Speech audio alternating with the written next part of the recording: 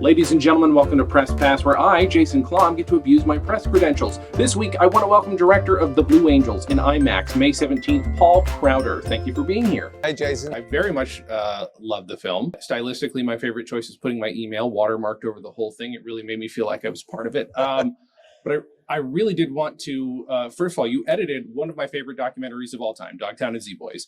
I would like to very quickly, we're going to talk about the movie, obviously, but I'd like to know about your trajectory from editor to director. Yeah, it was an interesting one. You know, it's a very common move that editors become directors in some respects. I was a fledgling editor when I did Dogtown and Z-Boys. I did a couple of movies, I did Riding Giants after that. And then I was working on a film about the New York Cosmos, about the 70s team that had Pele, and it was probably the first sort of Galactico soccer team that ever existed. And during the process of that, I was offered the director's gig to take over the co-direct with John Dower. And so it wasn't something I'd really thought about, but once that offer came in, I was like, sure, yeah, that's of course. So, and after that, I've been editing films and directing and editing films. So I sort of, just depends on the job, depends on the film. You know, when somebody like Ron Howard comes up, you're going to say, well, I'll edit for you. You know, you've got that gig, but I'll do, I like to direct and edit more and more because you know what you want.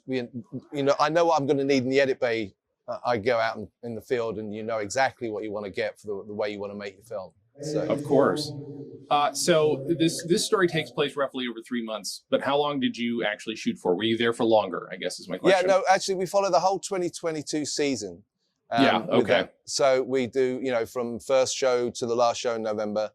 We actually met them up in Huntington Beach in 2021. We went to the first show there, and then we hooked up in El Centro and basically followed them pretty much the whole time they were on the road a couple of times. We missed a few shows, but we went to Annapolis, then we were in Pensacola, and basically June, July, August, September, October, November, we were with them all the time. And sporadically, we did El Centro a big bunch. We went to Annapolis. We took 4 weeks, 6 weeks off, and then back to Pensacola. So, okay. Yeah.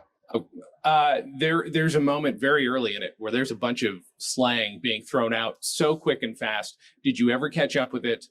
Did you ever have an opportunity to figure it out yourself, or did you just deal with the fact that you didn't know what the hell they were saying? Well, definitely early doors. The early days, we were definitely watching the first briefs and debriefs and looking puzzled. But we had a couple of guys on the crew who were pilots, and so they could sort of say, "Oh, this is what that." They're talking about this. They're talking about that. Obviously, boss Greg Waldridge, the only 3-time boss of the Blue Angels. He was with us all the time as well. So anytime you've got any question about the Blue Angels, you just ask, boss, what was that? And he gives you breaks it down for you. So we soon came up to speed with what they were talking about. And most of the time they're talking about the maneuvers, and the maneuvers have their own names, low brake cross and fan out, roll, and all these different, double farvels. And so you hear those words in the brief and the debrief. The first time you hear them, you're totally clueless. But then you realize, oh, it's that maneuver, and that they're talking about this roll and that roll, and getting back in position and things like that. So we got up to speed pretty quick. It's just so fast. It's the opposite to what I'm used to. Whereas if one of them came on a set and heard somebody say C-47, they'd probably figure out pretty quickly what that means. Whereas I just couldn't, not a lick of it did I understand. Right. But I admire that. I'm glad you had advisors, obviously. We didn't want to try and explain it to the audience. We just gave the audience the knowledge that you won't understand this. They're going to talk in jargon that will go over your head. So don't worry about it. Just go with it. And I will say a lot of the movie gave me anxiety, but I think I'll never do this, and I'm glad they're the ones doing it because it scared the hell out of me. Right? I mean, it's pretty unbelievable to witness for us, luckily, day after day, week after week, month after month. You're never ever seasoned with it. You're never ever complacent about what you're watching. You're always in awe. And captain coming aboard.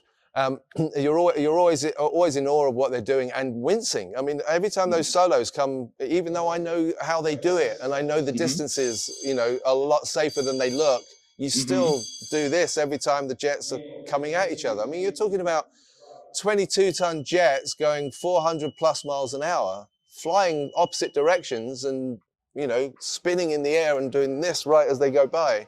Yeah. I mean, there's nothing that prepares you for that, and there's nothing that will ever get you used to seeing that. Of course. I'm curious why you chose you actually chose some interviews straight down the barrel pretty much. I'm curious, what was that choice about for you? It was really a sort of, we wanted to stay intimate with the audience a little bit. I mean, I have to say, my first time in IMAX, we shot a couple of the interviews a little tighter than we probably should have. For, you know, it's good for television. It works great, but you suddenly realize there's a couple, especially the Boss Kesselring, the first interview we did with Boss. I mean, it was a very close camera with a very wide angle lens, so we were quite close to him. And I don't mind it in the theater, but if you're in the right position in the theater, I would say if you're in an IMAX theater in front or down the bottom, it's going to be a bit weird looking up at this huge guy. Yeah, no, the choices were trying to frame it. The one thing you have to figure out with framing for IMAX is that it's different to framing for a regular. If you're sitting in a theater and watching a film on the screen, you can see the left and right of the screen. You can see the bottom left and bottom corner. You get the whole thing. Whereas if you're in when you're in an IMAX theater, the bottom left of the screen's way down over there, or way down over here, or way up there. So you have to frame everything in the middle. So that was the big part. The most fascinating thing to me about this is that there's a bit of absurdity because these are weapons of war being used for art. And I think that's the most fascinating, kind of beautiful thing. Do you have any thoughts about it? I know that's a very generic question, but... No, I mean, I think the great thing, the thing I took away from it is like you get to see these guys maneuver these 22-ton jets in this fashion, 12 inches apart, in some maneuvers, 400 miles an hour. You get to see the dedication to perfection, how hard they work every day. And what you take away from it is that these guys are going to leave here and they're going to go back into the military after they've done, after this tour of duty, they're back and protecting our shores. And you just feel like, man, we're in good hands here. If this is what they can do, imagine what they can do out when they're in combat, what they can do. So it just takes you somewhere else. Do you think the Blue Angels do you think they look at it as art? Does that ever come up? Did that come up in any discussions? As art, I don't know if they perceive it completely as art themselves, but they are definitely, with the formations, wanting to be symmetrical, wanting to be even. If you look at the way they get into the jets are all lined up. The canopies all come down at the same time. They climb in and out of the jets in the same fashion, all in sequence, all in sync. They walk down in sync. So they're dedicating themselves to, whether they want to call it art, but they're dedicating themselves to putting on a show that is just beautiful to look at in every fashion. It's just a gorgeous visual.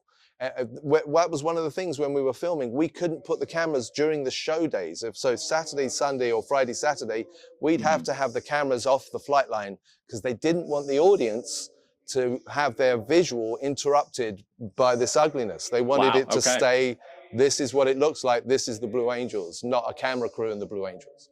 I mean, that explains it. It's gorgeous. There are shots there that I've never seen of this kind of thing before. Thank you so much for your time and for the movie. I really appreciate it. Oh, my pleasure. Thanks. And please see it in IMAX if you can. And if not, if you're watching it on Amazon, just sit really close to the telly. Do what your mum said you shouldn't do.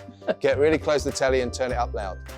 Perfect. Thank you again so much. Oh, you're very welcome. Thank you. Okay, ladies and gentlemen, that has been Press Pass. That is one of the most absurd experiences of my life. I really did enjoy Blue Angels, and Paul Crowder is a delight. I had a million more questions, but these kinds of things have to go pretty quick. So there we go. Check out Blue Angels. I believe it's on Prime May 23rd. If this poster in front of me is to tell me anything. And please check us out at the Comedy Podcast Cloud Network. That's at comedypodcast.cloud.